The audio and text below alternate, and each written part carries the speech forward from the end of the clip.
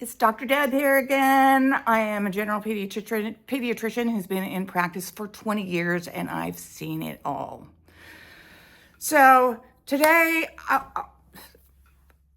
don't get me wrong, I want your child to get all the vaccines, all of them. But I know some of you aren't going to. So today I'm going to do something really unconventional. I am going to get in trouble with my colleagues. I'm going to hear from them, I know. But today I'm going to give you my recommendations on what I think are the most important vaccines ranked in order of what kinds of risks are out there. So, number one, DTaP. DTaP is diphtheria, tetanus, and pertussis. Diphtheria I've never seen a case of because there isn't any in the US. Tetanus is the obvious one, if you step on a rusty nail. Tetanus is everywhere in the dirt all the time. So if your kid's crawling around in the dirt, and gets a scratch on their finger, as an infant, pertussis or whooping cough is a huge risk. We see it all the time. Common in adults, common in teenagers. We see it in babies too. And in you and me, if we get pertussis, it looks like a nasty cold, and then you cough for about 3 months. If a baby gets pertussis, they get the true whooping cough with the cough, cough, cough, cough, all of a sudden. And some of those babies get apneic and forget to breathe. I like breathing babies. So that's number one. Number two, pneumococcal vaccine. Pneumococcal meningitis we still see that in the US. I have seen so many cases. 20 years ago in residency, we saw it at least once a week. Pneumococcal meningitis makes your brain look like Swiss cheese. It causes seizures, deafness, blindness, and profound mental retardation.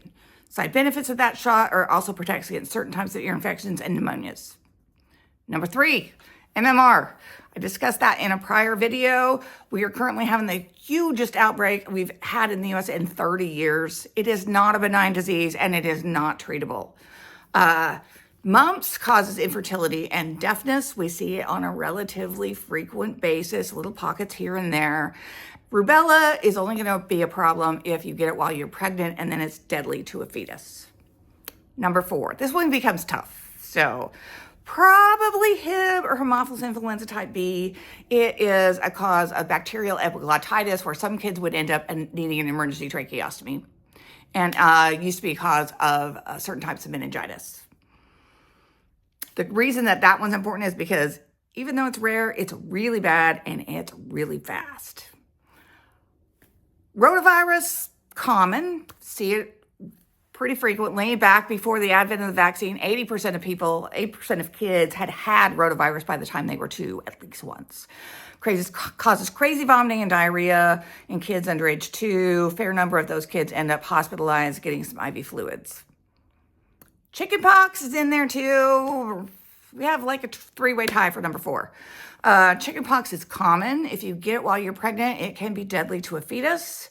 Back in the 90s, when the vaccine was first introduced, we were seeing cases of chickenpox where kids got the flesh-eating bacteria and from scratching and lost limbs. So necrotizing fasciitis is a big deal.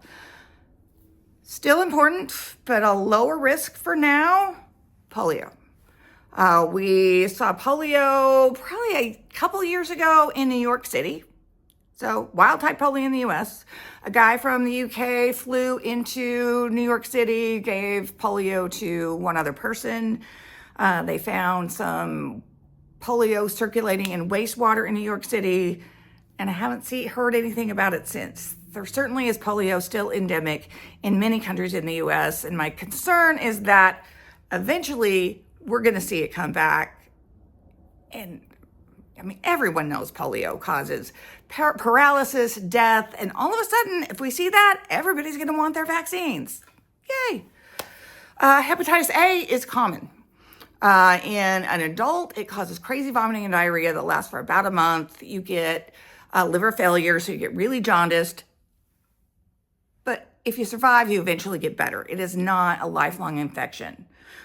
If you travel somewhere where the water's not great, if the guy at the Jack in the Box didn't wash his hands after they use the bathroom and makes your hamburger, you can get it that way. Hepatitis B causes liver cancer. Cancer, it's bad.